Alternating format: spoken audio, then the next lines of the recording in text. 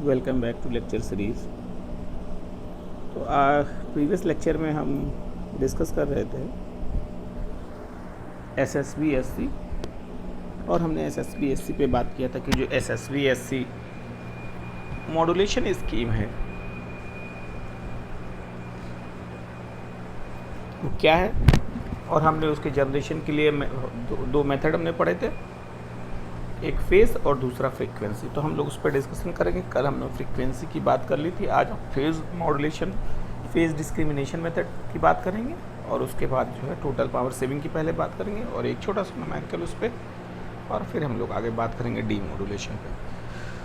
तो हमने कहा था कि हमारे पास लास्ट लेक्चर में हमने डिस्कस किया था कि जब हम एसएसबी एससी की बात करते हैं तो एसएसबी एससी के केस में हम carrier plus one side band suppress कर देते हैं, और हमने दो मेथड इसमें बात की, फ्रीक्वेंसी मेथड और फेज़ डिस्क्रिमिनेशन मेथड। फ्रीक्वेंसी में हमने देखा कि आपके पास सिंपली क्या था, इनपुट पे वैसा सिग्नल हम देते थे मॉड्यूलेटर के और कैरियर देते थे, वहाँ से डीएसबी सिग्नल जनरेट होता था। उसके बाद हम जो है बैंड पास फिल्टर से BPF simply band pass filter से पास करते थे, और बैंड पास फिल्टर में हम फ्रीक्वेंसी रेंज को सेलेक्ट कर लेते थे, जिससे जो हमारा मैसेज है वो एसएसबी डीएसबी से एसएसबी में कन्वर्ट हो जाता था। पर हमने देखा कि उस केस में एक प्रॉब्लम जनरेट हो रही थी। प्रॉब्लम ये थी कि हम आइडियल फ़िल्टर डिज़ाइन नहीं कर पाते कि जिससे एग्जैक्टली एक कंप्लीट बैंड का सिलेक्शन हो और एक कंप्लीट बैंड ब्लॉक हो जाए या आइसोलेट हो जाए, या ऐसा सिग्नल जिसके दोनों साइड बैंड से कॉमन पॉइंट पे मीट करते हैं। उस केस में हम ये मेथड फेल हो जाता, क्योंकि एग्जैक्टली हम क्या करते हैं, एक बैंड को सेलेक्ट नहीं कर पाते। इसलिए हम इस चीज़ को रिमूव करते हैं और हम फेज़ डिस्क्रिमिनेशन मेथड पढ़ते हैं। उसके पहले हम लोग बात करेंगे टोटल पावर सेविंग पे, उसके बाद हम लोग फेज़ डिस्क्रिमिनेशन पे बात करेंगे। तो अब टोटल पावर सेविंग की बात करें तो हमने कहा कि हमारे पास सिंपली पहले क्या था, एएम सिग्नल एक्स एएम क्या होता था, वो A C cos omega C T plus M A C by 2 cos omega C plus omega M T और plus M A C by 2 cos omega C minus omega M T. और हम जब SSB SC generate कर रहे हैं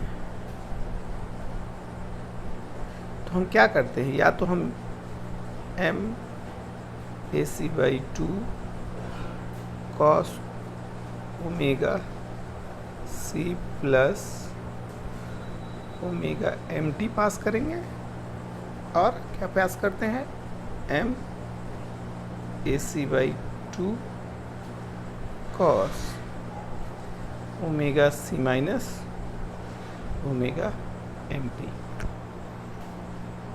इन दोनों में से कोई सा एक हम पास करते, चाहे इसको पास कर देंगे चाहे इसको पास कर देंगे। तो अगर हम बात करते हैं तो हमने कितना पावर इसमें बचाया,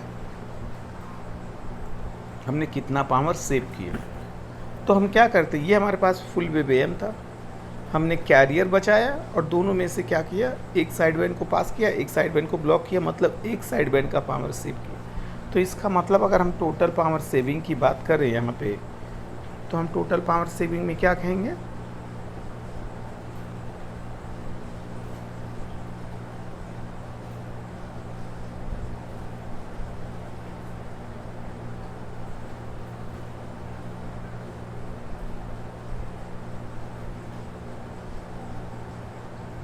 अब अगर हम पावर की बात करें टोटल पावर सेविंग का, तो हम टी पी एस कर दे रहे, total power saving carrier power plus एक साइड बैंड का पावर। तो कैरियर पावर सिंपली क्या हो जाएगा, पीसी, और साइड बैंड का पावर सिंपली क्या होता है, M A C square by 2।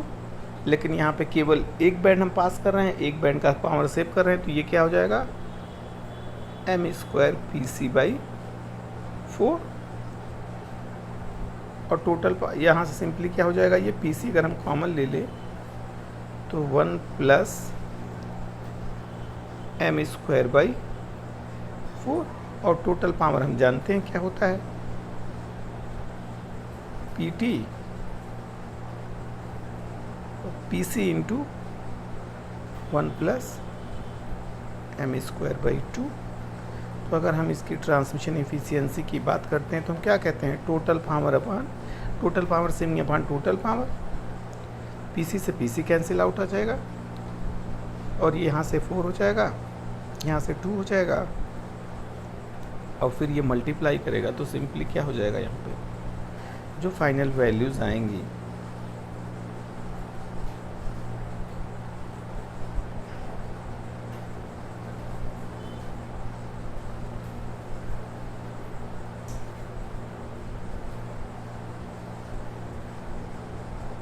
Final value क्या आएगी, कोर plus M square by 4 plus 2 M square into 100%।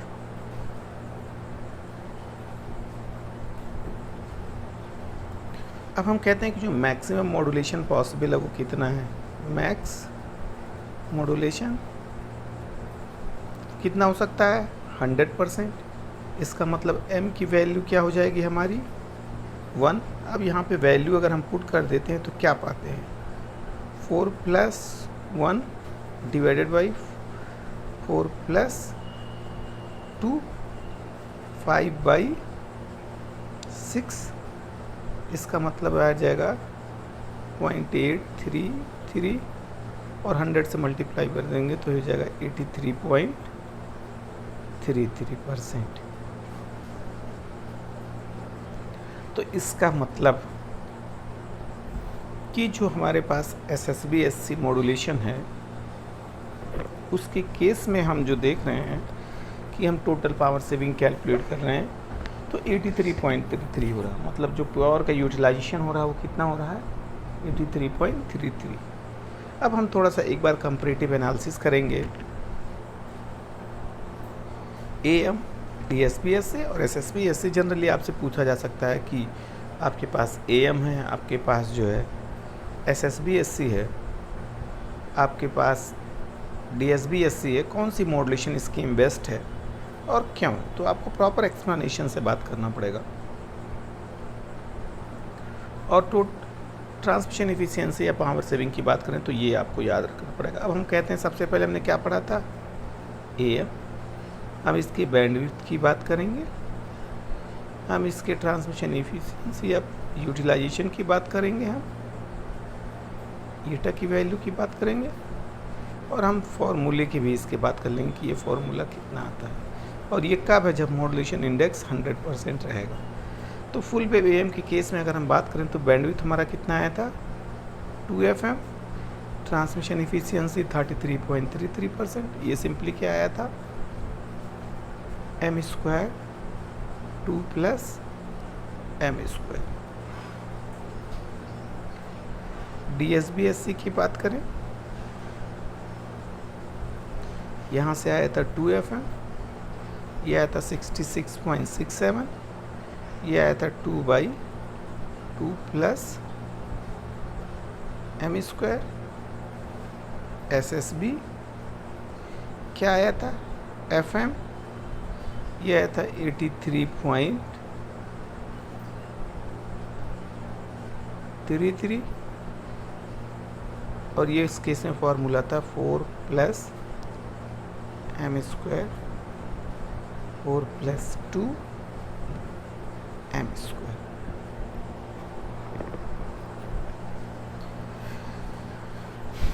हमने देखा AM के केस में जब हमने मॉड्यूलेशन परफॉर्म किया तो after modulation we got 3 components, two side one USB LSB and carrier signal, and transmission efficiency 100% modulation के केस में 1/3 या 33.33%। ये कैलकुलेशन का फॉर्मूला है जो कभी भी आप डायरेक्टली इस पर न्यूमेरिकल पूछा जा सकता है।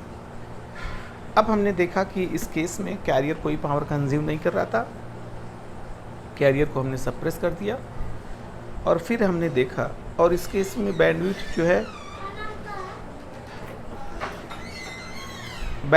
जो है 2 FM था। जब हम DSB-SC की बात कर रहे हैं तो DSB-SC के केस में बैंडविड्थ कितना था हमारा, सेम बैंड 2 FM। लेकिन हमने देखा कि जब हम कैरियर को सप्रेस किए तो इस केस में जो पावर है, पावर को हमने इम्प्रूव कर दिया, और ये कितना हो गया था 66.6, और ये कैलकुलेशन का फॉर्मूला था। तो जब हम AM से DSB-SC में गए तो बैंड तो सेम यूटिलाइज कर रहा था 2 FM या 2 ओमेगा M, लेकिन पावर का जो यूटिलाइजेशन है वो इंक्रीज होकर 66% आ गया। अब हमने देखा कि जब हम DSB-SC की बात कर रहे थे तो DSB-SC में हम क्या किए कि 2 साइड बैंड का ट्रांसमिशन किए। तो जब हम 2 साइड बैंड के ट्रांसमिशन की बात करते हैं तो हमने देखा कि दोनों साइड बैंड में जो इंफॉर्मेशन कंटेंट है वो क्या होता है, सेम इंफॉर्मेशन है।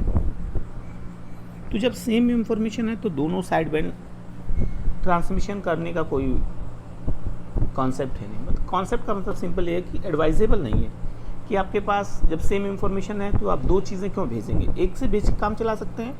तो हम क्या करते हैं कि एक बैंड को हमने सप्रेस कर दिया, और SSB के केस में हमने एक सिंगल केवल बैंड का ट्रांसमिशन किया, कैरियर प्लस 1 साइड बैंड को सप्रेस कर दिया। तो अब हम देखते हैं कि जो इंफॉर्मेशन है इस केस में हम सेम इंफॉर्मेशन यूटिलाइज कर रहे हैं, मतलब सेम इंफॉर्मेशन का ट्रांसमिशन या मॉड्यूलेशन परफॉर्म हो रहा है, मॉड्यूलेशन होकर ट्रांसमिशन हो रहा है, लेकिन जो बैंड का यूटिलाइजेशन हो रहा है वो कितना यूज कर रहा है, वो FM हर्ट्ज यूज कर रहा है या ओमेगा M क्यों यूज कर रहा है। इसका मतलब ये है कि हम सेम इंफॉर्मेशन का ट्रांसमिशन कर रहे हैं, लेकिन उस केस में हम क्या कर रहे हैं, बैंड को सेव कर ले रहे हैं। और यही सेम इंफॉर्मेशन हम AM से 2 FM में यूज किए थे, और DSB के केस में हमने 2 FM यूज किया था, लेकिन वही सेम इंफॉर्मेशन हम SSB के केस में केवल FM यूज कर रहे हैं।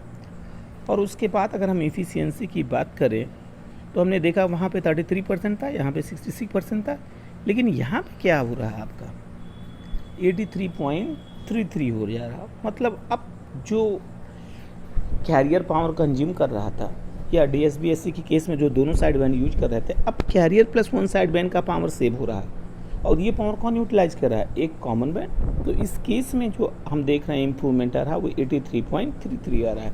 इसलिए अगर हम ये कहें कि तीनों में कौन सी मॉड्यूलेशन स्कीम बेस्ट है, तो हम कहेंगे कि जो हमारा SSB-SC है वो सबसे बेस्ट मॉड्यूलेशन स्कीम है। और हम क्यों कहेंगे कि SSB-SC मॉड्यूलेशन हमारा बेस्ट है, क्योंकि हम इस केस में ये देखते हैं कि जो हमारे बैंड का यूज़ है, जो बैंड यूज़ हो रहा है वो मिनिमम बैंड यूज हो रहा है, मतलब एज़ कम्पेयर टू DSB-SC हम 50% बैंड का यूज कर रहे हैं, FM यूज कर रहे हैं, और जो पावर का यूटिलाइजेशन है वो हम मैक्सिमम कर रहे हैं 83.33 कर रहे हैं। तो ये इस केस में था टोटल पावर सेविंग। अब इस पे एक न्यूमेरिकल है जो बार बार एग्ज़ाम में पूछा जाता है, अभी हम देखते हैं, उसको करवा देते हैं, फिर हम लोग फेज डिस्क्रिमिनेशन मेथड पे बात करेंगे, फिर हम लोग इसके डीमॉड्यूलेशन पे बात करेंगे। तो न्यूमेरिकल ऊपर ही है, यहाँ पे ये न्यूमेरिकल है, बार बार ये न्यूमेरिकल पूछा जाता है। क्वेश्चन ये है, calculate percentage power saving when carrier and one sideband are suppressed in AM wave. Modulation to the depth is 100% and 75%. तो देखो क्वेश्चन में क्या है कि आपको क्लियर कट कहीं मेंशन नहीं मिलेगा ये DSB-SC की बात कर रहा है या SSB की बात कर रहा है या फुल वेव AM की बात कर रहा है। आपको देखना AM तो लिखा ही रहेगा, कोई इशू नहीं है, बात DSB और SSB की रहती है। तो अब क्या है कि यहाँ पे आपको क्वेश्चन को केयरफुली रीड करना रहेगा कि क्वेश्चन किसके बारे में बात कह रहा कि कैलकुलेट करना है जब परसेंटेज पावर सेविंग हमें कैलकुलेट करना है जब when carrier plus one side band are suppress. तो इसका मतलब ये हो गया कि जब हम कह रहे हैं कि जब हम ये कहते हैं कि कैरियर और एक साइड बैंड सप्रेस हो रहा है, इसका मतलब ये क्या है, हमारा SSB SC मॉड्यूलेशन स्कीम है। तो अब हम क्या करेंगे, यहाँ पे SSB SC मॉड्यूलेशन स्कीम की बात करेंगे। तो अब अगर SSB SC मॉड्यूलेशन की बात करें तो जो टोटल पावर सेविंग अभी हमने कैलकुलेट किया था वो क्या था, 4 + m² बाई 4 + 2m²। और हमने कैलकुलेट किया था कि जो मॉड्यूलेशन इंडेक्स मैक्सिमम है 100% है, m के केस में ये वैल्यूज़ कितनी आई थी, 83.33। तो पहला तो यहाँ पे कैलकुलेट हो चुका है, यहाँ पे आया भी है आपका 83.33। अब दूसरे केस की बात करता है ये। तो दूसरे केस की अगर हम बात करें तो कहता है कि अब आपके पास जो मॉड्यूलेशन है वो कितना है। अब कह रहा है कि आपका मॉड्यूलेशन जो चेंज होके हो जा रहा है 75% हो रहा है, मतलब 0.75। तो ये हो जाएगा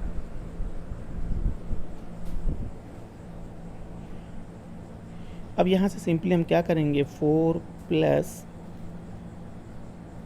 0.75 का स्क्वायर डिवाइडेड बाई 4 + 2 इंटू 0.75 का स्क्वायर इंटू 100%। तो इस केस में हम कैलकुलेट करेंगे तो सिंपली जो वैल्यूज़ आती हैं अप्रॉक्सीमेटली आपकी 89% आ जाती है। तो ये जो क्वेश्चन है ये 2-3 बार आपके एग्ज़ाम में पूछा गया है। तो कुछ करना नहीं है, आपको सिंपली टोटल पावर सेविंग कैसे हम कैलकुलेट करते हैं लिख देना है और उसके बाद वैल्यूज़ को पुट कर देना है। सिंपल कैलकुलेशन है और हम इसे कैलकुलेट कर लेंगे। अब हम आएंगे सेकेंड मेथड पे, जिसे हम कहते हैं फेज डिस्क्रिमिनेशन मेथड।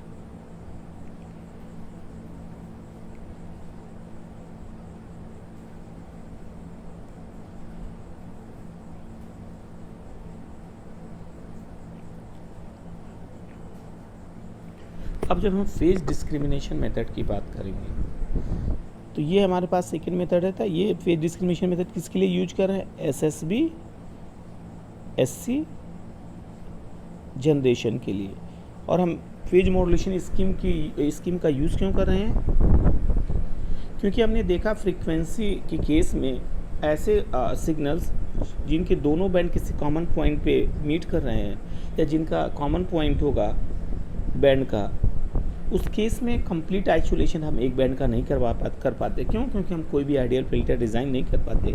इस वजह से इस टाइप के सिग्नल के SSB मॉड्यूलेशन में वो स्कीम फेल हो जाता है। अब हम यूज़ करते हैं phase discrimination method. Phase discrimination method में हम क्या करते हैं कि जो हमारे पास साइड बैंड जनरेट होंगे उनके फेज में हम चेंजेस कर देंगे, और चेंजेस कर देंगे तो ओवरऑल आपके पास सिंगल बैंड SSB या आपके पास USB LSB जनरेट हो जाएगा। तो ये अगर हम बात करें तो कुछ ये ऐसा है कि अब अगर इसके ब्लॉक की बात की जाए तो ब्लॉक में यहाँ क्लियर कट मेंशन है कि अब हमारे पास ये एम्प्टी मैसेज होगा, इनिशियल इनपुट इंफॉर्मेशन। इस इंफॉर्मेशन को हम देते हैं दो प्रोडक्ट मॉड्यूलेटर को।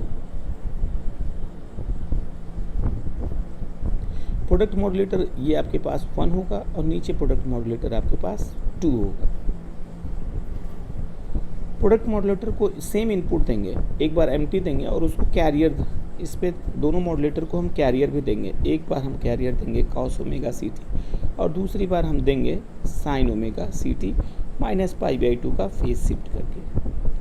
अब जो मॉड्यूलेटर का आउटपुट होगा दोनों ही मॉड्यूलेटर क्या करेगा, 2 DSB SC सिग्नल जनरेट कर देगा। लेकिन जो हमारे पास lower DSB SC signal generate होगा इसमें हम फेज में चेंजेस करेंगे। तो ये DSB SC सिग्नल का जो फ्रीक्वेंसी डोमेन होगा ये थोड़ा सा डिफरेंट होगा। और उसके बाद इन दोनों सिग्नल को हम क्या करेंगे, एक बार ऐड कर देंगे, एक बार सबट्रैक्ट कर देंगे।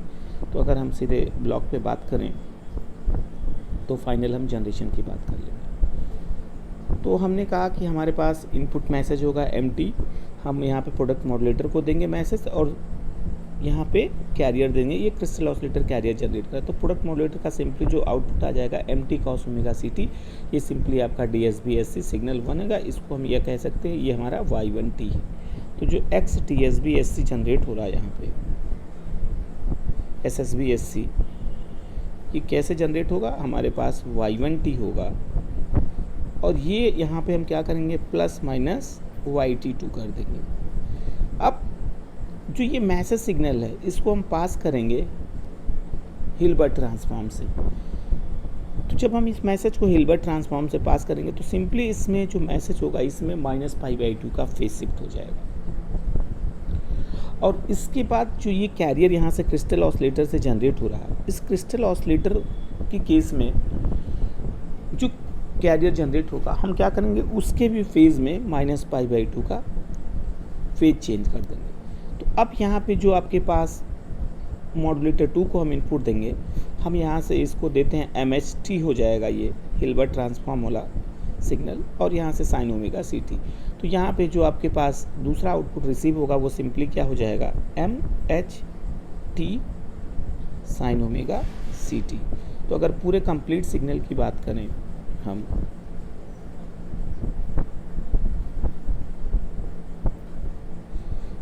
और उसके बाद जो यहाँ पे ये सिग्नल जनरेट होगा, हम इसको अगर कहते हैं, हमने कहा कि ये YT2 है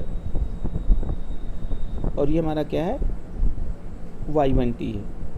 तो यहाँ पे ये एडर होगा, एडर ब्लॉक, जिसमें Y1T जो होगा इसमें YT2 को हम एक बार प्लस कर देंगे और एक बार माइनस कर देंगे।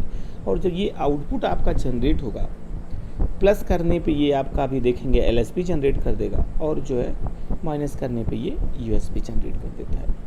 एडिशन सब्सट्रैक्शन से ये हमारा आउटपुट जनरेट कर देगा। और जो ये एडर का आउटपुट आएगा वो सिंपली जो आपके पास X SSB-SC सिग्नल जनरेट होता है वो सिग्नल आपका जनरेट होगा। ऐसे हम लिखेंगे यहाँ पे X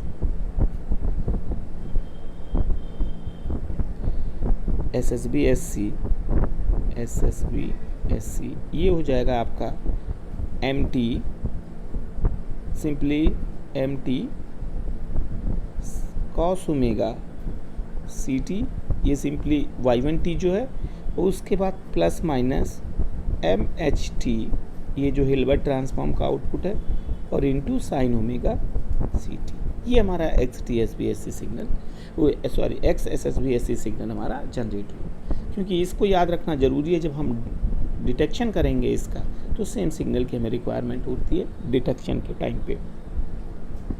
अब हम इसके जनरेशन के देखें फ्रीक्वेंसी डोमेन में कैसे जनरेट हो रहा है, तो उस पर भी डिस्कशन कर लें हम थोड़ा सा।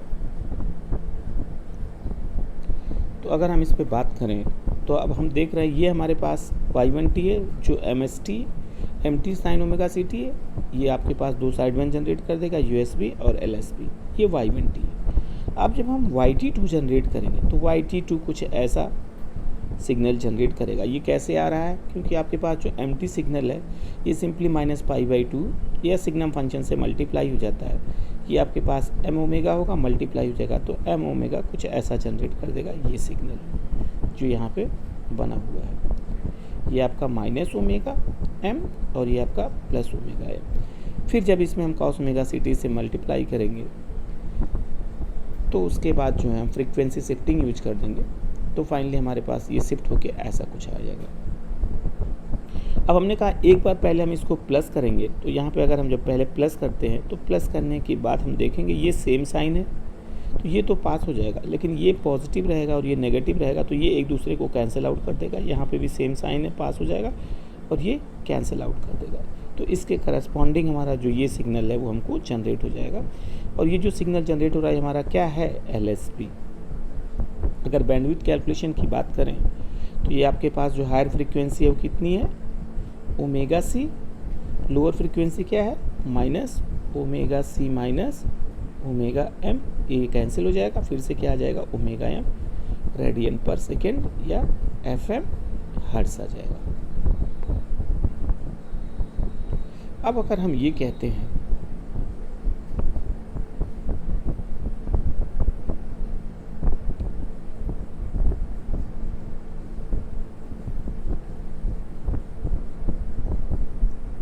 कि कि जब हम इसको सब्ट्रैक्ट करेंगे, जब हम सब्ट्रैक्ट करेंगे तो ये साइन चेंज हो जाएगा।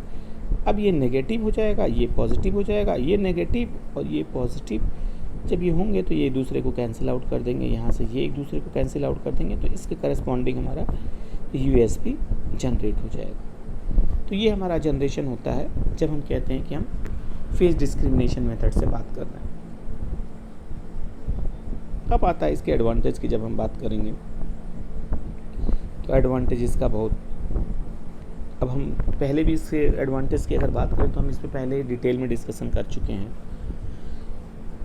कि क्या फ़ायदा है। हमने देखा कि उस केस में इसमें कॉमन एक सिंगल बैंड की ट्रांसमिशन करते हैं, सिंगल बैंड का ट्रांसमिशन करने से हम बैंड सेविंग की बात कर रहे हैं और पावर यूटिलाइजेशन की बात करें। तो इसमें अगर एडवांटेज की बात करें तो क्लियर कट मेंशन होगा यहाँ पे,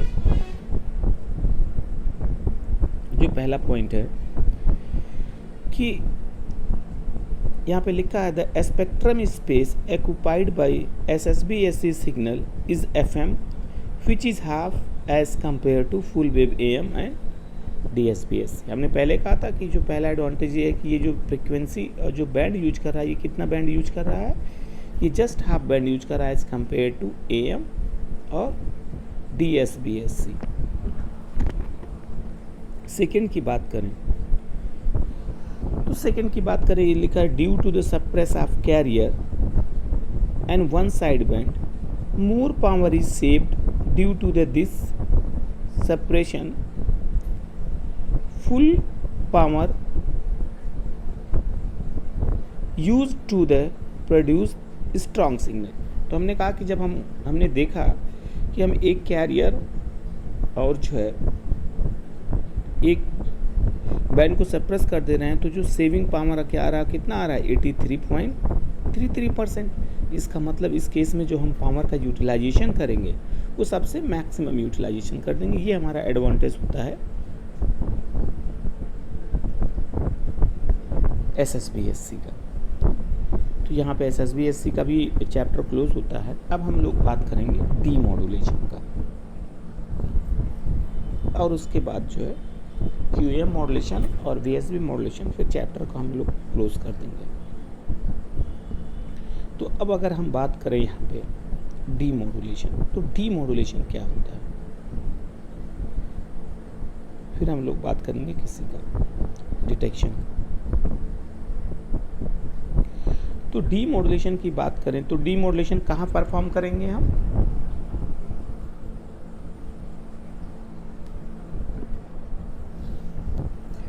डीमॉड्यूलेशन प्रोसेस हम परफॉर्म करेंगे रिसीवर साइड पे। हमने देखा था कि जो रिसीवर है, चाहे वो सुपर हेटेरोडाइन रिसीवर की बात करें, चाहे आप TRF रिसीवर की बात करें, आपके पास RF स्टेज एम्पलीफायर था।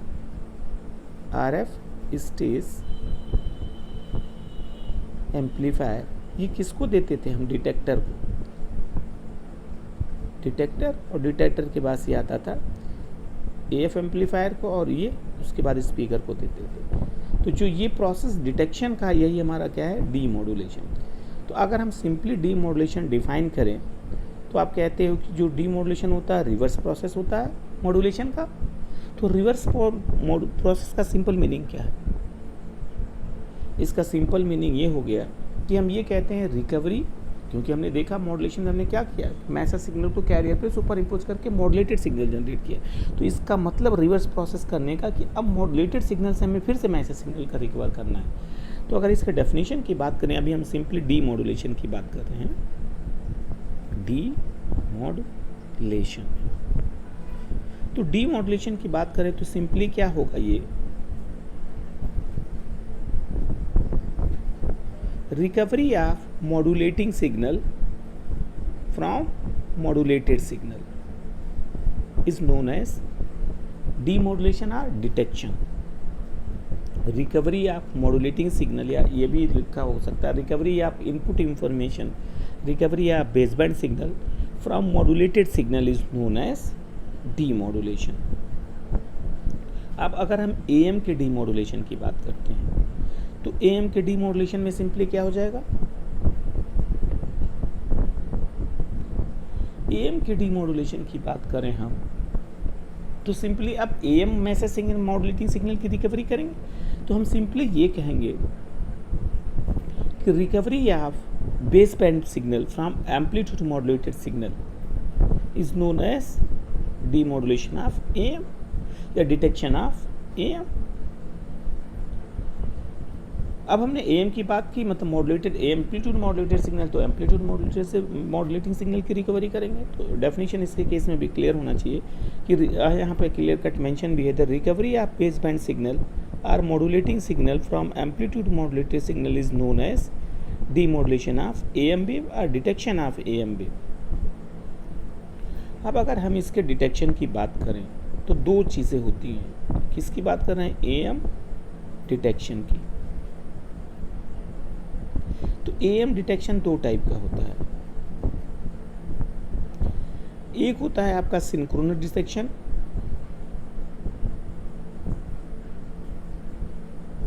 डिटेक्शन, और दूसरा आपका होता है एसिंक्रोनस डिटेक्शन।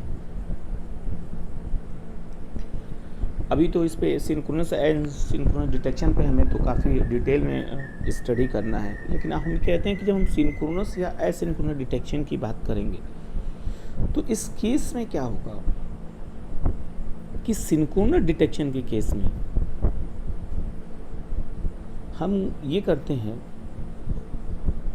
कि all type of AM signal की रिकवरी कर लेते हैं। जो हमारे पास all type AM modulated signal होगा, उससे अगर जब हम मॉड्यूलेटिंग सिग्नल की रिकवरी की बात करेंगे तो हम सिंक्रोनस डिटेक्शन की बात करेंगे। और जब हम एसिंक्रोनस डिटेक्शन की बात करेंगे, मतलब ये सेकेंड की बात करेंगे, तो इस केस में कंपलसरी है कि आपके पास जो AM इनपुट सिग्नल होगा वो फुल वेव AM होना चाहिए।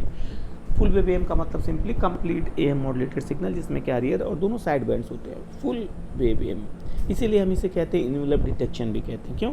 कि इनवेलप इस केस में जो आपके पास होता है, मतलब डीमॉड्यूलेशन जब हम करते हैं तो हमारे पास कंप्लीट इनवेलप होता है। तो हम पहले बात करेंगे सिंक्रोनस डिटेक्शन का, और उसके बाद जो है हम लोग बात करेंगे फिर एसिंक्रोनस डिटेक्शन। तो ये जो सिंक्रोनस डिटेक्शन एसिंक्रोनस डिटेक्शन है, इसको हम लोग डिस्कस करेंगे नेक्स्ट लेक्चर में। Thank you.